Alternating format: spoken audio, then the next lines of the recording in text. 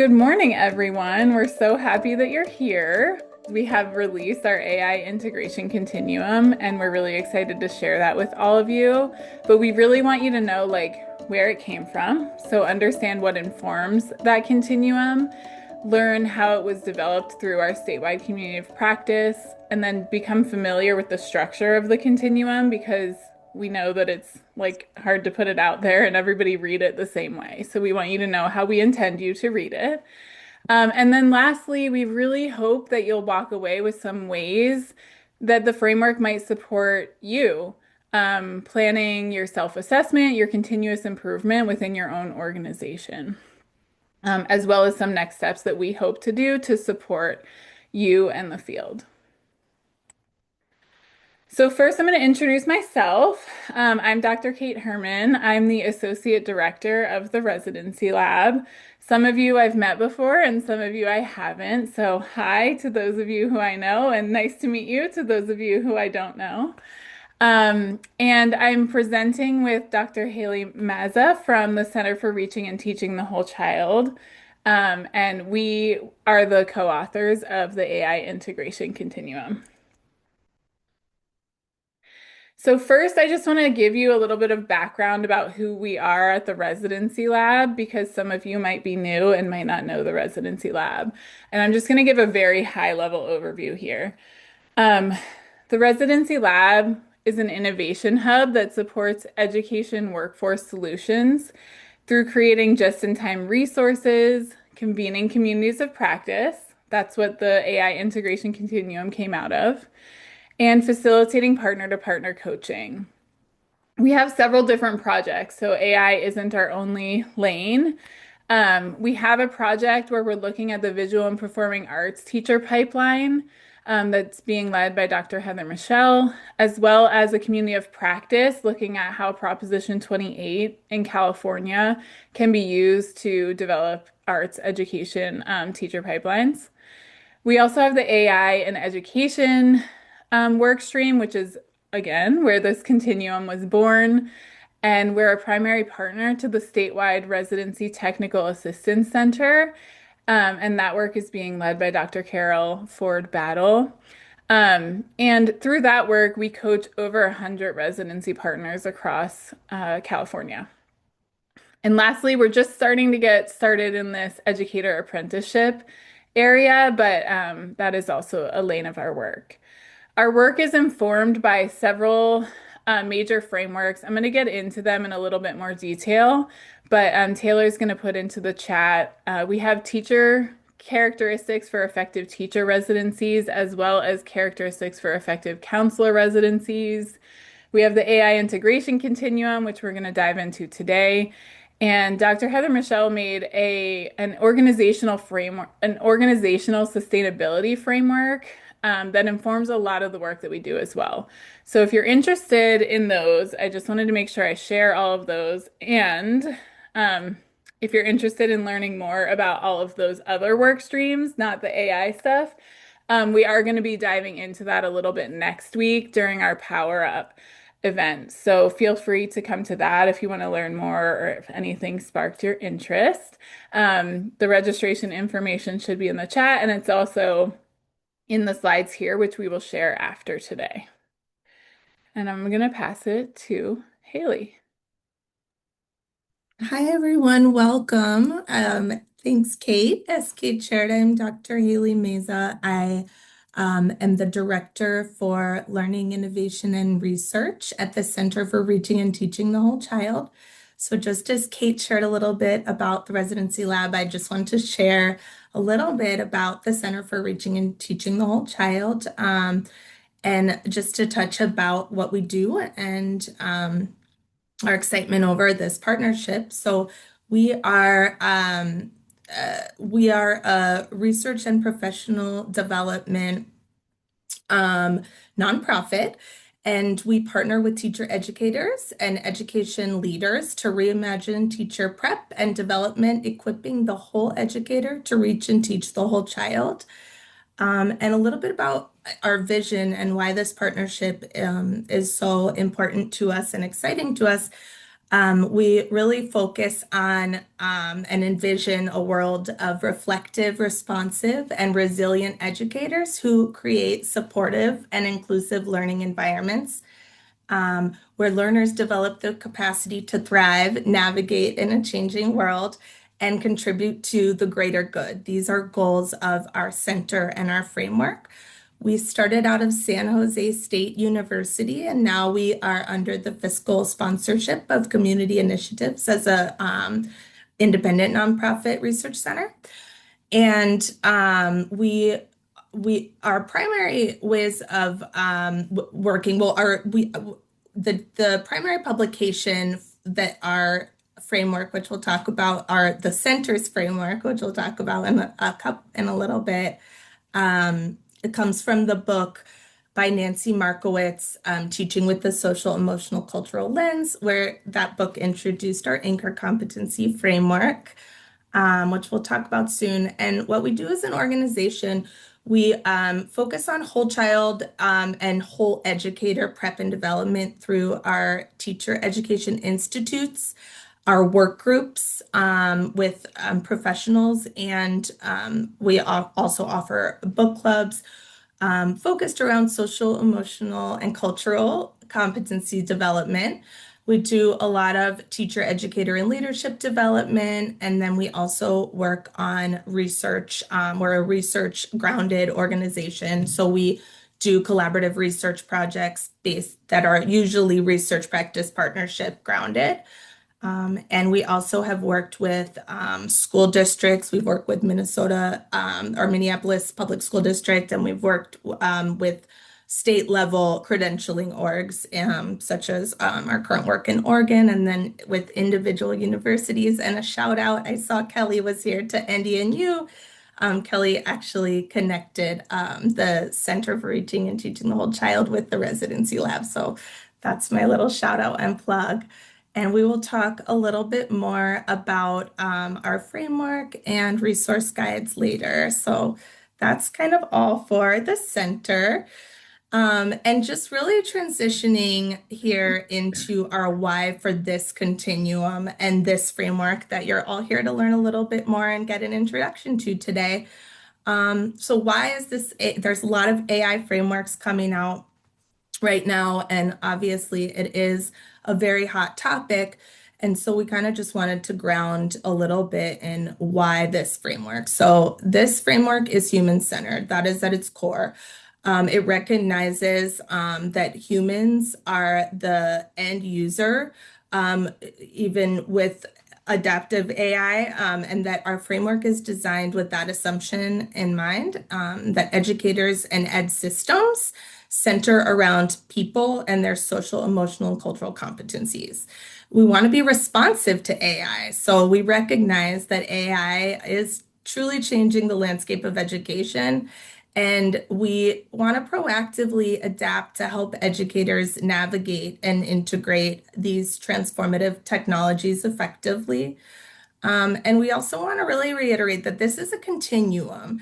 Everyone starts this, we're not all coming to adapting AI in teacher prep or in our education roles at the same place as individuals and as organizations. So our framework really operates as this sort of continuum offering guidance for both educational systems and programs and the individuals, so the humans who make up those systems. And while most of the other frameworks out there primarily focus on tools and the larger system, every element of our framework is grounded in human use and equity orientation and is responsive to the greater good.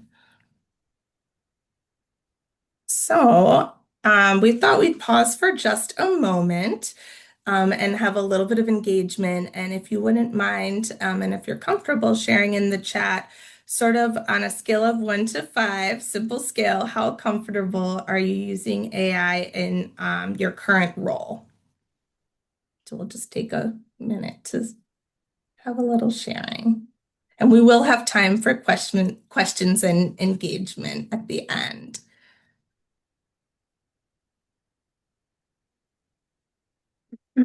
Awesome. Thank you, everyone. I see lots of fours and fives, which is great. I think if we did this a year ago, it probably would have been less. Yeah, for sure. Um, so I want to give you a little bit more context about what informed our framework. So for the past year, the Californians Dedicated to Education Foundation, which is where the residency lab lives, was funded to look at the role that AI plays in education systems. Haley and I worked together to lead the community of practice that was focused on educator preparation specifically. So we had 50 participants that started our community of practice that represented 33 different institutions.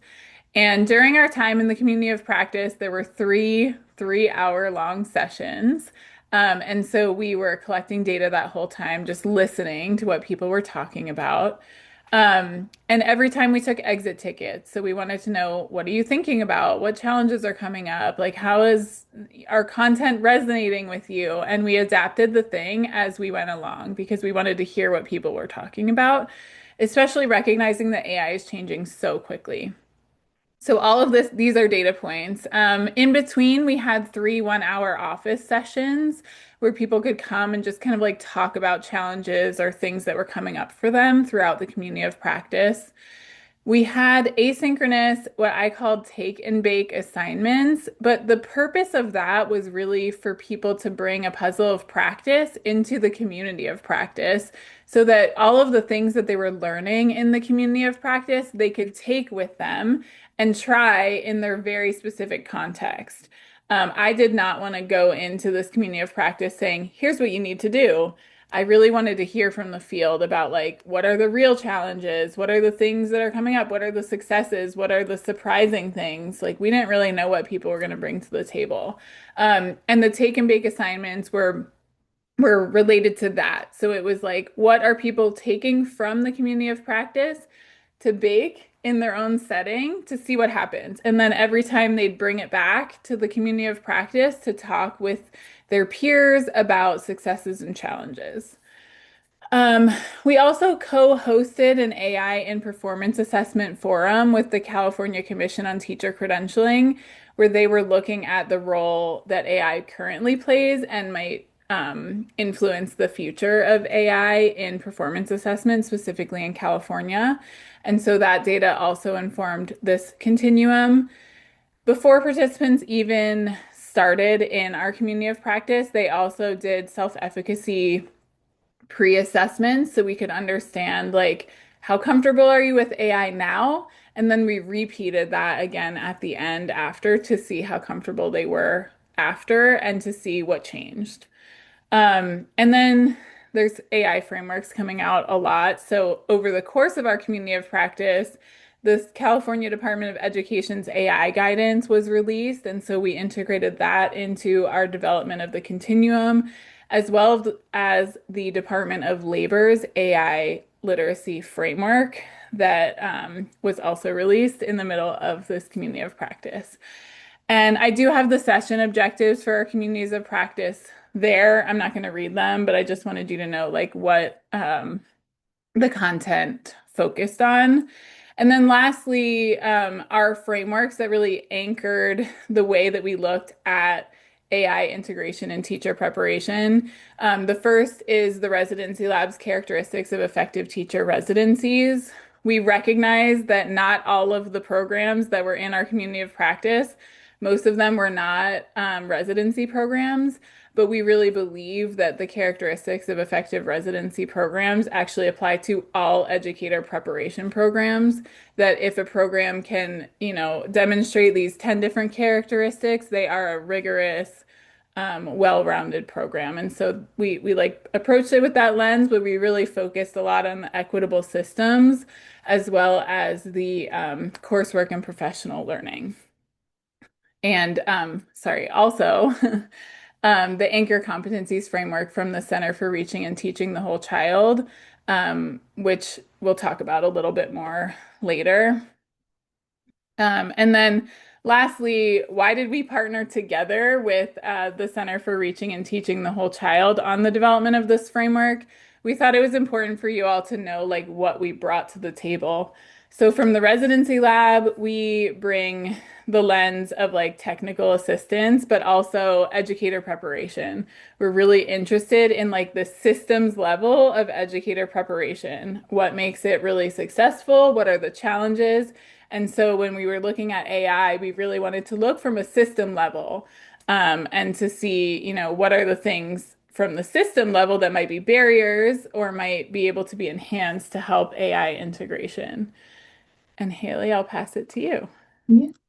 Thank you. Yeah, so as far as like we sort of said in like the why for this framework, it, as you know, we look to our framework, we really focus on its anchor competencies, which are the social, emotional, cultural competencies that we hope that educators will use and develop in their classrooms. And so when we sort of started talking about this partnership, it was already something we were talking about at the center is within this age of AI, when we talk about like human-centered use, what is important, and we really believe that the continuing to focus on the social, emotional, and cultural competencies needed to navigate this world of AI are embedded sort of in our framework, but we wanted to be able to focus on living out our framework within supportive continuum and sort of guidance for teacher prep programs and even larger in education within AI. And our primary goals within our framework really line up with the what you'll see integrated into the continuum. And I just want to say them because I didn't really say the full four goals, but a safe and brave supportive learning environment, equity in teaching and learning, resilience and a sense of optimism, and responsibility for the greater good. So that is embedded in the human use components of our framework, which you'll see, and also just in the overarching language and guidance of the framework. Okay, so now why you're really here. You want to know about the framework. Um, So I'm really excited to officially introduce the AI Integration Continuum. We really wanted to figure out a way, like we had so many learnings from our community of practice, from our discussions, and from our investigations, and it was really hard to put on paper. So this is what came out. It took a really long time, but I do want to give you some time to like understand how to read it. So first, you're going to read around the outside. So there's 5 domains. The first domain is foundations for AI usage. And the purpose of that domain and the indicators that live within it is to build shared understanding within organizations about what AI is, what it does, and what it doesn't do. The second is equitable AI systems, which examines equity and impact. AI impacts people, it impacts the environment, it impacts a lot of things. So it just is about building a system that can examine all of those things and make informed decisions. The third is partnerships and governance, which aligns partners and decisions. The fourth is coursework and instructional practice. The purpose of this one is really to connect educator preparation and in-service application. The last, which I think is probably the most important, is data and continuous improvement. And the purpose of this domain is really to think about like how does it build its capacity to respond to evolving needs? So AI is changing really fast. Like I said at the beginning, we might have all answered the first question differently a year ago. And it's just recognizing that a system needs to be ready to respond to anything that changes, whether it's institutional guidance or federal guidance, about AI usage, especially in educational settings. So that's the outside. Then you're going to go to the center and you read each wedge from the center outward. So the orange inner ring is level 1, which is foundational. And the purpose of foundational level indicators is to build awareness as well as to foster exploration of AI. The blue middle ring is level two, which is implementation. And the purpose of that is really to start applying some of those exploratory practices in real time. And then to analyze, like, how's it going? What are the things going well? What are the things that aren't going well? And the purple outer ring is the third level, which is integration, which is about building systems and sustainability. So it's really like continuous improvement across the board. The levels do build on one another, which is what makes it a continuum, but each program or system might be at different levels for different domains. That would not be uncommon. It is important to note, though, and what we think makes our framework unique is that at the center, you'll see like a little system and a little person. So for each of the domains and each of the levels, we have indicators for both program and system level readiness, but also individual, like human level readiness for AI integration. And this was really a result from one of our major findings that individual people are all over the map in terms of their readiness to use AI. But they also are the people that make up our education systems. And so we need to address both their individual knowledge and readiness to implement AI effectively while centering the human. But also, in order to build those skills, they need to be part of an education system that's also ready, that has the structures in place to support those. So this this is the image that we've been really pushing out. This is kind of like the high level overview of what you're going to find, and we're going to dive into a little bit deeper.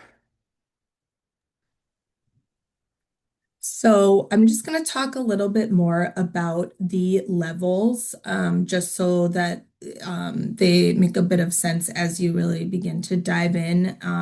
And like we said before, programs may be at varying levels for different domains. And even within those levels, like Kate said, between the program indicators or the individual indicators, there might be a little bit of a differentiation, and that's really okay.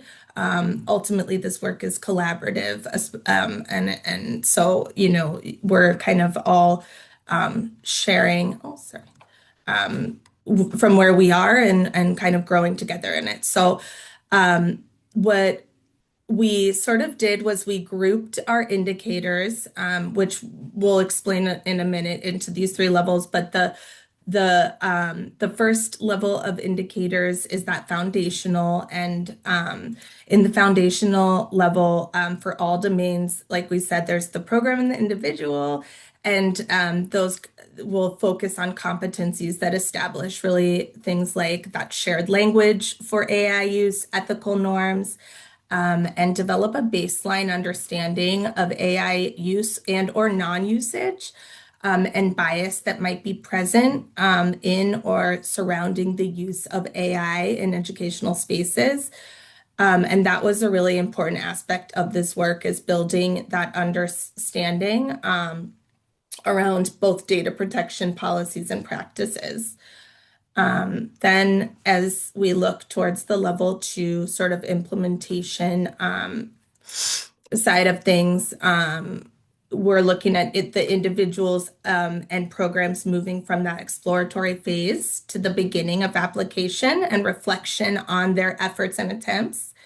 And in this level, we're integrating AI coursework intentionally while centering the people, users, and designers. And we're thinking about trying that people that are thinking about trying to use AI in practices across roles, exploring partnerships specifically in educational spaces between institutions of higher ed or local agencies, et cetera, and teachers themselves, candidates, community partners, and other institutions. So basically creating alignment and beginning to think about institutional policies and accepted practices in institutions or partnerships. And lastly, we move towards integration. And in this level, we're really talking about individuals and programs moving beyond exploration and application to building these really sustainable systems that institutionalize ethical, human-grounded AI use. And to be really clear, we don't intend or mean to say that AI must be integrated into programs or everyday use. But we mean to say that sort of in this level, programs and individuals build a critical lens through shared governance and continuous improvement cycles to build system level accountability, institutionalized policies, and accepted practices, or maybe even explicitly naming their non-acceptable uses across partnerships and individually. Okay, Kate. Okay, so I know we're talking a lot at you, but there's a lot of information to share, and we're going to give you time to ask questions at the end, I promise. So like I said, for each domain and each level of the continuum, we've really broken down those competency indicators into these three categories. The first category is a program level indicator. The one I'm not going to talk about right here is also their system readiness that shows up in the longer document, so you can take a look at that as well. But in the program level indicators, you're really going to find competencies or look-fors for education programs that are formalized practices, not just implicit or one-off. That person's doing a really good job with AI, but this other person has no idea how to access AI. The indicators in the program level really reflect a developmental progression as programs begin to build, align, and sustain their AI-related policies and their integration over time. And then the next one, you're going to see individual level indicators of success. So these indicators really reflect the competencies that a single person needs in order to develop or demonstrate as they begin to use AI in their professional roles. So that might be like shifting beliefs, questioning AI usage, naming tensions, but really, the purpose here is to develop a critical lens for AI usage in educational spaces. And lastly, this was our latest addition, like the last thing we decided to add into this framework. Is our illustrative practices section.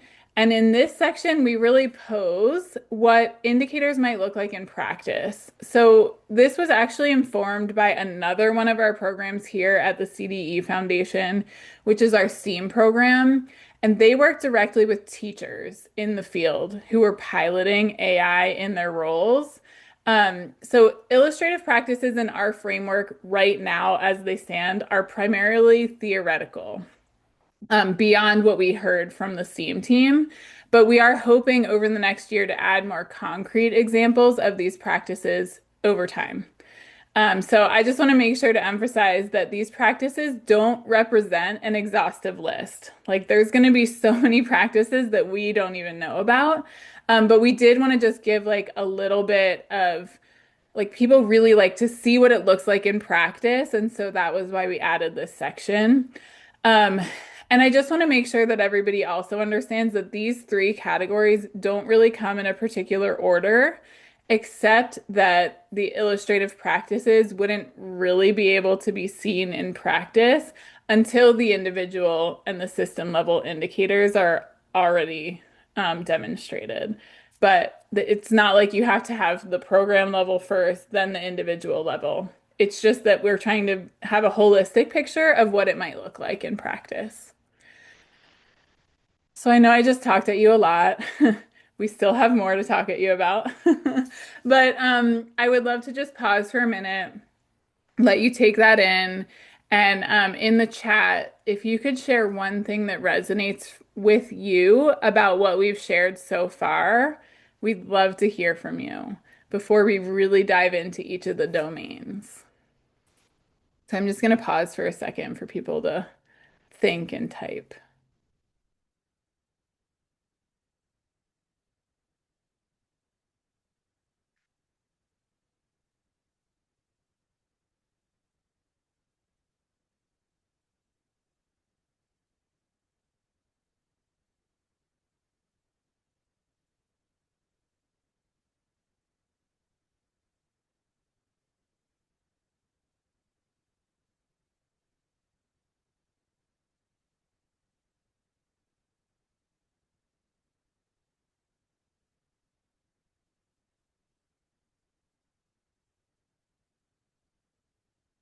Awesome.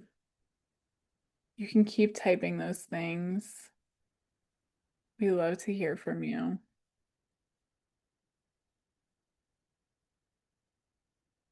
And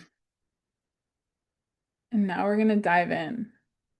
So we're going to get even more into the framework. And I'm going to start with our first domain, which is foundations for AI usage. I think this might be the one that we talked about the most, just because when we were doing our community of practice, this is where we lived. We lived in the foundations for AI usage. And what I have here is really like high level themes of what you're going to find in the longer document. So this is not all of the indicators, but I just wanted to give you a little bit of taste, a little bit of a taste of each of the domains. So at the foundation level, which I know is confusing because also the domain is called foundations. It's really centered on like exploration, trying new things, and setting clear, like acceptable and unacceptable use cases for your institution, but also personally. There might be people who are like, I'll use it professionally, but I don't want to use it for anything personal. And so, like, it's just exploring what does AI mean to you, and what are you comfortable with, and what are you definitely not comfortable with, and defining those things. Um, in this domain, we're really encouraging all of the indicators encourage critical thinking. So, building that professional judgment about like when it's appropriate and when it's not appropriate to use AI. At the implementation level, you're beginning to develop institutional guidance and policies for AI usage. We're putting systems in place to gather data and build protections in for users.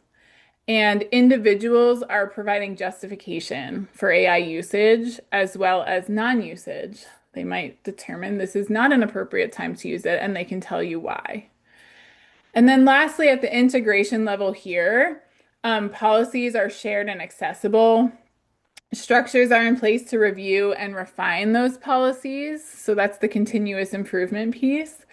And individuals are really critical about usage, but they also model ethical use. So, it's again, it's that professional judgment. They're understanding when to use it and when not to use it.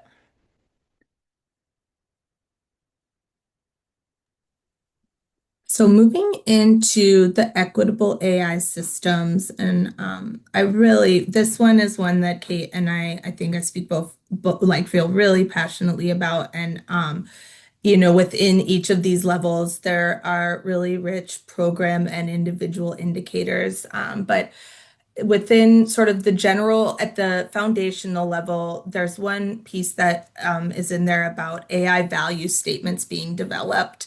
That really it's about getting, and within this sort of foundational level, getting some baseline data on usage and perception, sort of where you're at as a program or as a system, and also individuals beginning to really start to recognize and be aware of like how AI tools might be used, and engage in sort of like reflective practices. So a lot of like collaborative sort of collaboration at this stage in your program. Then as we move to the implementation level, we really start to hope and see that AI begins to be integrated into like professional learning across the educational community. I suspect a lot of programs are starting to sort of do this, but within this, documenting and documentation and reflection, kind of showing ongoing examinations of equity in AI use, so applying that critical lens. Um, and individuals begin to learn how to center the lived experiences and expertise in output analysis, in addition to, again, like really centering that lens of who is being included, who is this AI supporting, and who is it maybe not, right? And then the integration level. community sort of AI guidelines are developed and consistently communicated and center equity, evidence of AI supported practices that in fact not only don't encourage inequity or add to inequity, but that reduce inequity. So, sort of back to that greater good, and then individuals sort of can model and equitably use AI in their support of others. So, thinking like those that work with teacher candidates and such, that one kind of starts to really think about those roles or faculty.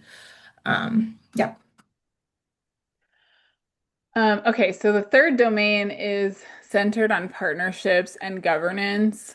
We recognize that in education, in educator preparation, but education systems, partnerships are everything. And so we think that AI really, we built this continuum with the idea that AI needs to be in those conversations. So, at the foundational level, AI topics are regularly discussed in those structures. So that might be leadership meetings, but it also might be meetings with unions. Unions have a lot of sway over like how educators approach their positions and how they're going to implement the things that you're recommending. So we really encourage you to have unions in those discussions. And then begin to develop initial alignment across those partners. That includes language. It also includes, tool adoption. We didn't talk a lot about tool adoption because we didn't want to just focus on that, but those conversations need to be happening like with people that represent all of the roles. And then individuals begin to demonstrate an understanding about how those decisions are shaped within their institution. At the implementation level, there's documented policies that clearly outline acceptable use and non-acceptable use, as well as decision-making processes. And then role-specific documentation shows the active implementation of those policies. And by that, I mean a paraprofessional using AI in their role is going to look different than a superintendent using AI in their role. And so just having clear outlines of what the expectations are and like everybody can access all of those things is really important. And then individuals really begin to incorporate those considerations into their planning and discussions. And then at the last level, those AI processes are really embedded. So now you're bringing new people on and you're doing the induction process for new staff and everybody knows. Here's what the expectations are. Here's how we got to those expectations. And if you have questions about it, here's specifically who you go to for your role. And there's evidence of long-term alignment across those partners. And then really like individuals are using their social emotional cultural lenses to incorporate those diverse perspectives into the policy development. So we're making sure that everybody is represented at the table when policies are created.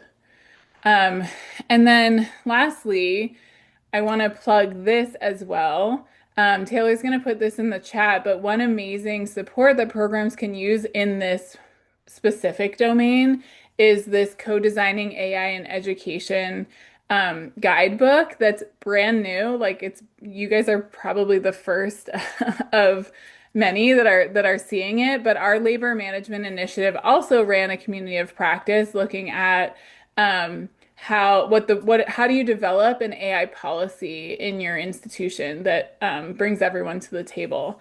And so this was developed in collaboration with 5 labor and management partnerships across California, and they all actually developed their own AI policies as part of this. And then this is the guidebook for other institutions who want to do the same.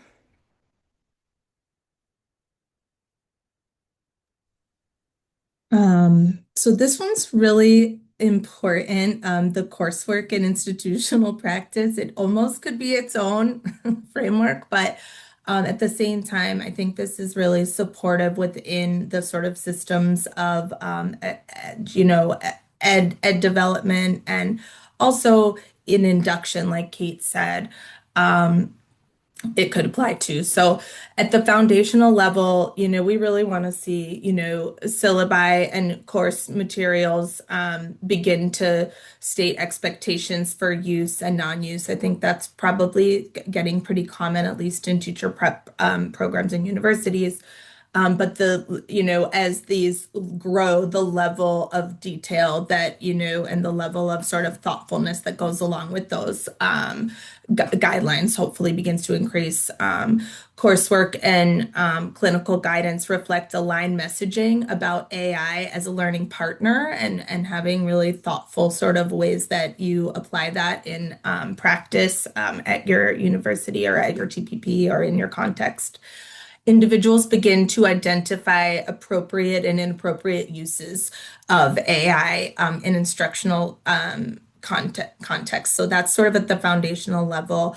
As implementation level sort of we start to really have indicators around expectation for use that's explicitly aligned across partners.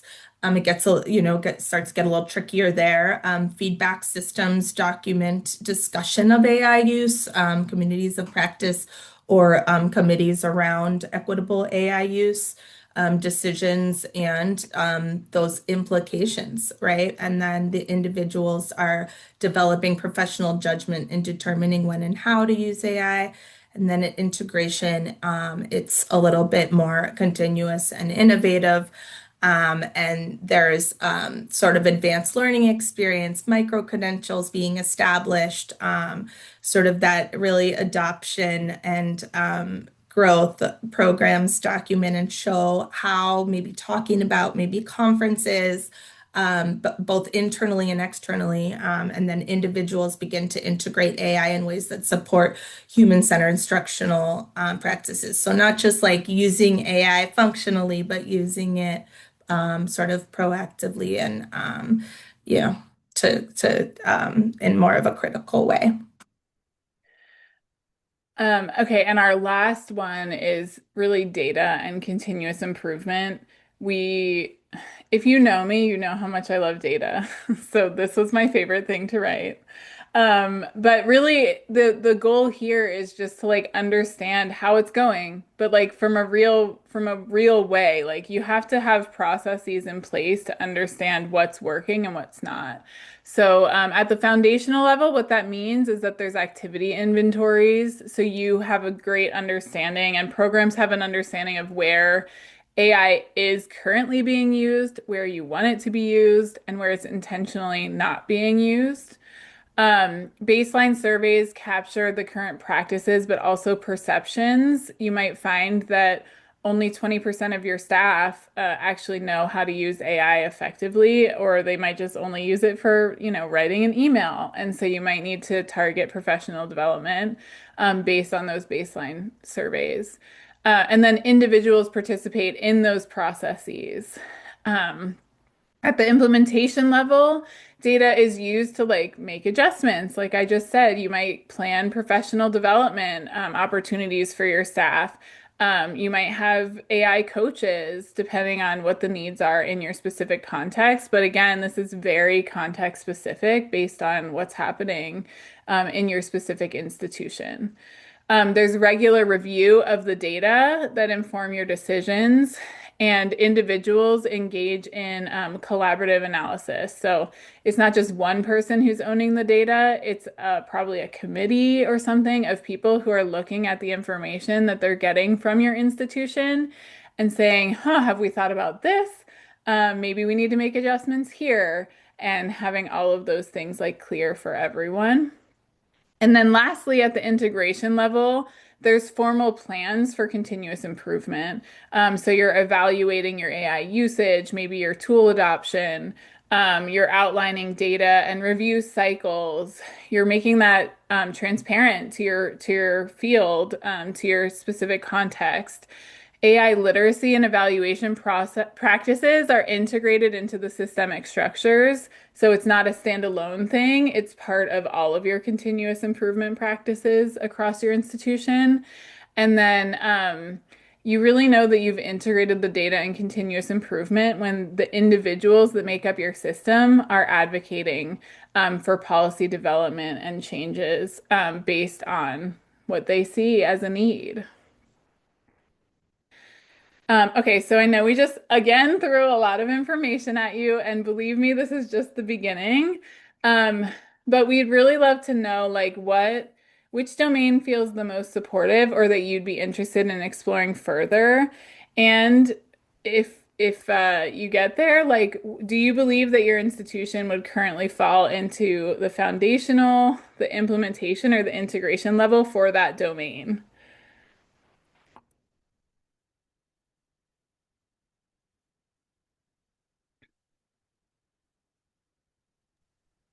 Feel free to come off mute or share in the chat.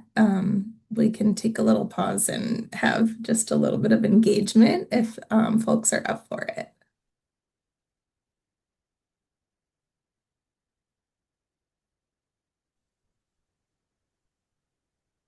I can share. Does that work? Yeah, Hi, please. everyone. Good to see everyone. I'm Eduardo from National Center for Teacher Residency. First of all, thank you for the presentation, the framework, and very timely. We literally rolled out our own AI rollout document internally just to help folks make sense of all this. And I presented this yesterday. So I just appreciate how you integrated all this data. And it really is just connecting with me.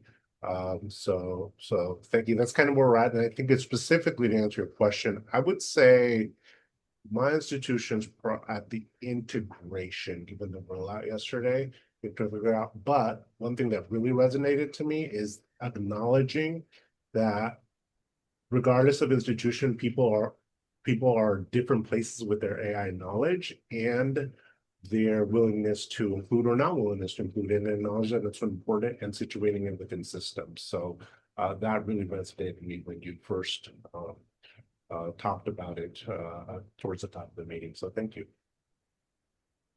Thank you for sharing.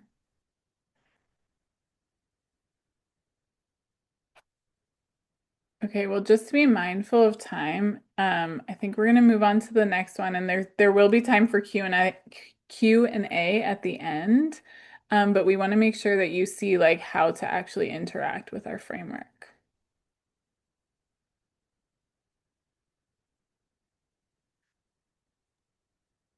Sorry, my mouse was frozen there for a second. So this is just actually a screenshot of the framework itself. Hopefully by now you've all clicked on the framework link and kind of can see it a little bit. But basically, you can find the all of the indicators and the illustrative practices and sort of how it's structured. But this is just a little high level walkthrough. That's kind of what the cover looks like, and you can see how each level has the program level indicators and the individual on that first page, and then the practices, and then their corresponding pages after that actually that dive into a little bit more, but that's how each page is organized for each foundation or each, sorry, leveled indicator and then each domain. Okay, so we also want to tell you all what's next. The continuum came out of a year of work, but we really don't think we've completed a whole continuous improvement cycle. And so we really hope the next year to collect data, to listen to the field, like what's happening in all these institutions. Is this framework resonating? Are there gaps? Are there areas we might need to bolster it? As well as we want to create more resources for the implementation of this framework in the field. And so we are seeking funding to be able to offer stipends because we think that if we can co-create resources with the field, that would be amazing so that everybody has a say in what's being created. So we're looking for that. And we are going to have an eye out for any revisions that might be necessary to the framework as it rolls out. And we also recognize that AI is changing really quickly. And so we want our framework to be responsive to the changes that happen in AI, but also policies that might be implemented or changed over the next year. And so we're really trying to embrace the PDSA cycle, and we will continue to update our continuum based on what's happening in the field.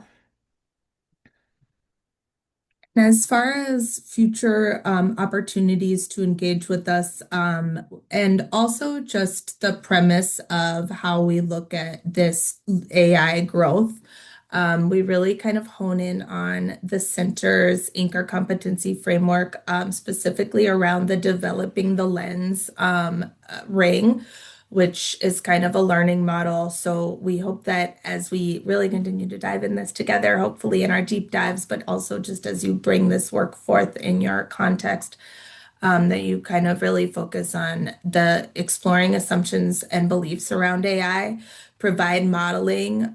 So we plan to hopefully do that in future learning sessions. But as you sort of bring, this work to your program, provide a lot of practice opportunities and engagement.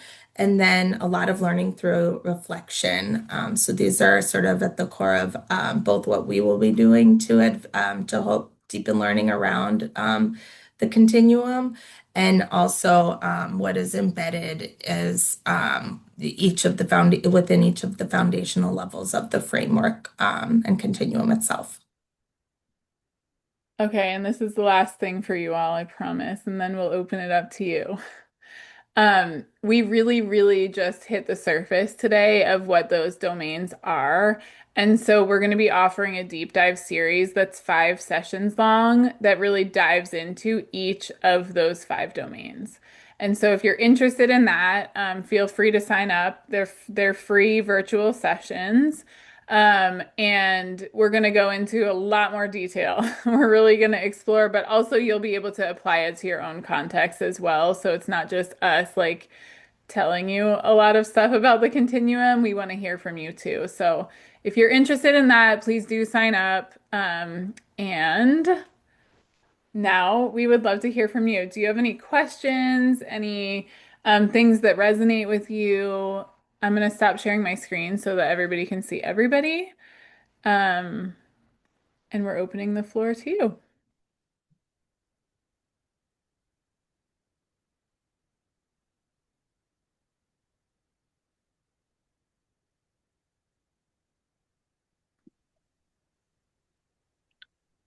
Can I kick us Can off? we just all come Please off and clap? do. Can we just do that as a group? Yeah. I think that would just to support doctors, you know, all the, yeah. Thank Thank you, you, Lisa. Lisa. Just come off and clap, y'all. Just give it up. Come on now. This was not a weekend's endeavor. Yeah, sure isn't. Great job. I feel like a proud mama. Haley and Kate.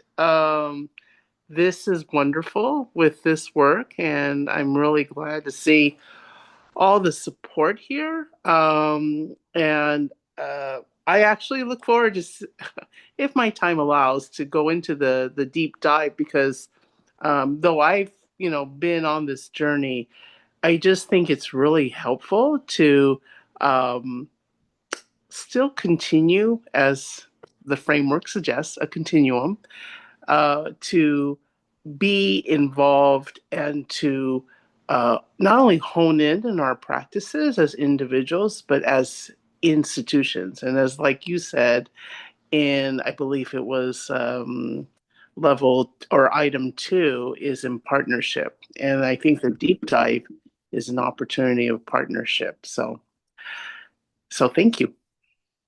Thank you, Kelly.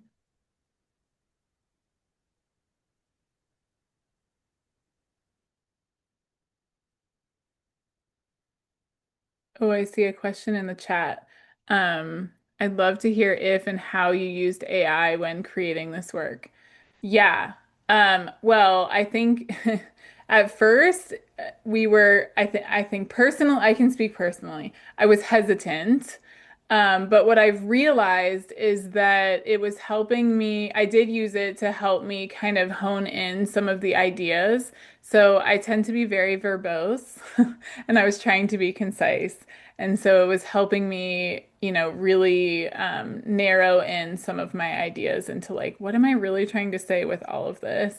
But all of the final stuff is really heavily edited by Haley and me. Um, in the final framework. Even like after the graphic designer got it and we were like, "Oh, that language doesn't sound exactly how we wanted." We were still editing to the final moment. hmm Which I'm sure she loved. She was very kind and patient with our edits. But what I'll just say, just in short, kind of agreeing with Kate, I learned so much in even being in our community of practice about innovative and sort of human grounded ways to use AI, like custom GPTs or certain ways that you can use cloud, and then also just like keeping in mind the equity factors. So I feel like I sort of, as we were growing as a COP, used it in ways that I was much more informed and sort of like at the helm in working on parts and pieces of the framework, but we did have the data um, definitely guide the development, and so that part was definitely, I would say, like outside of the realm of what we used AI for. Awesome. Thanks, guys. That was great. I'm always interested to hear like how to embed it in the work, but still remain human. And you really were able to talk about how to do that. So thanks. Thank you. We have about 3 minutes left. If anyone has any other questions, we'd love to answer them. I just want to say I appreciate all the work that you've done stepping out of not pushing back on fear. When I hear lots of instructors at the college level, and there's a bit of fear of how this will negatively impact learning or the lack of learning among our students, and to bring this sort of full circle and say, how do we not just push away and say we're not ever going to use this or you can't use this, but how do we embrace the fact that our students are going to be using this? And how do we say, okay, how do we use this equitably? How do we use this in a constructive, instructional, and healthy way that doesn't swing one way or the other? So thank you for all the work that you're doing.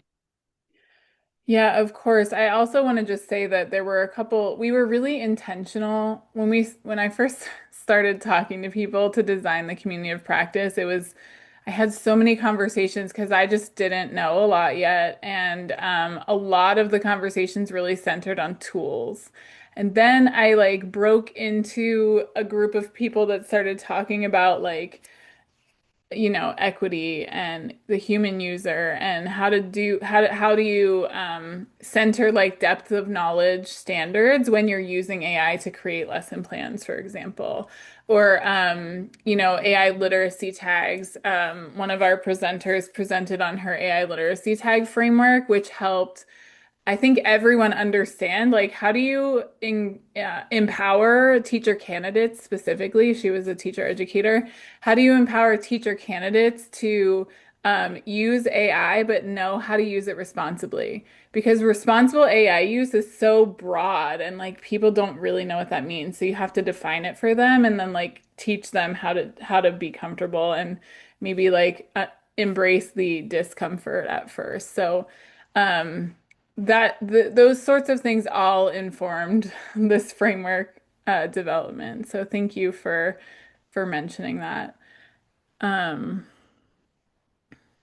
I see a question in the chat. During the deep dive, will you share some examples of how staff and faculty are using the tools? That is, we hope so. We're trying to identify lots of people to bring in, yes. Mhm. Yeah, we want it to be collaborative and learning from each other. That was such a core element of the COP and of the way that the continuum is sort of built.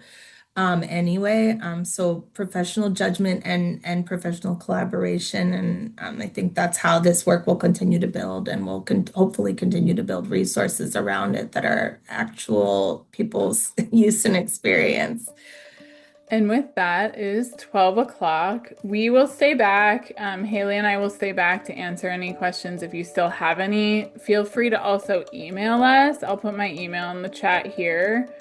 If there's a question, I know some people don't like asking questions in front of a whole group. So feel free to email us, and we look forward to hearing from you.